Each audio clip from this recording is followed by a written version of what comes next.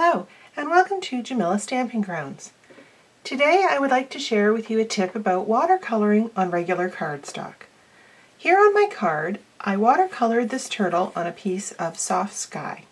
Sometimes we just don't have watercolor paper, or it won't work with the project that we're working on. So here's an easy way to color without pilling the paper or getting it too wet.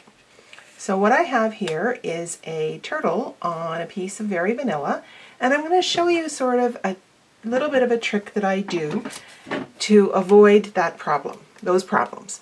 So I'm going to squeeze my ink pad to get some ink in the top of lid of my ink well here, of my ink pad.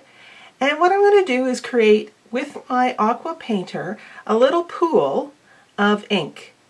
And that little pool of ink, I'm just going to take and just gently cover the whole image green with that ink that I want to have green, just to give it a quick overall color.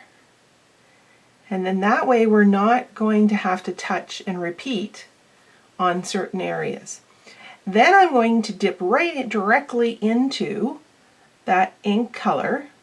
Maybe a little bit hard to see in this green, but you'll see it better on the brown, and color in those circles directly, and I'm only touching that area once.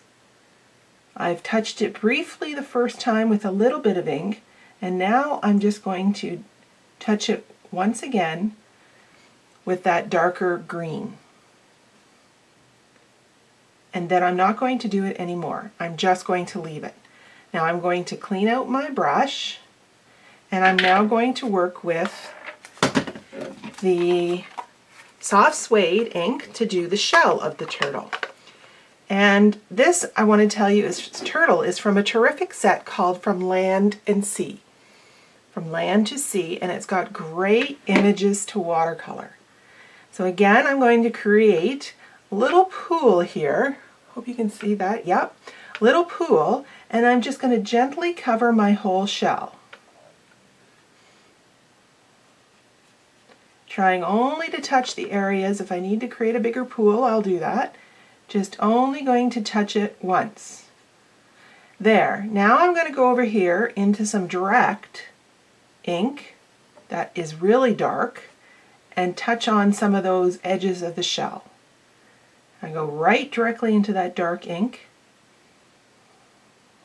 So you may not necessarily get as much of a graduation of color as you would like, but it does give the watercoloring technique, and I'm only touching spots once.